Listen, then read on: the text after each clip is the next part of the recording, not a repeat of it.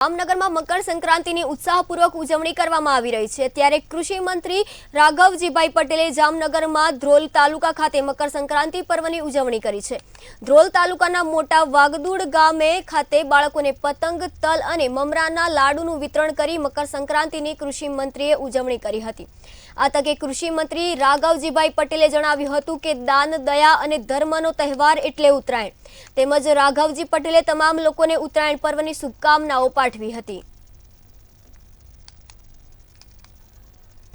આજે આ મકર સંક્રાંતિનો પવિત્ર દિવસ સમગ્ર દેશભરમાં ઉજવાઈ રહ્યો છે। હું આજે સવારે ધ્રોલની ગૌશાળા પાંજરાપોળમાં ગયો હતો।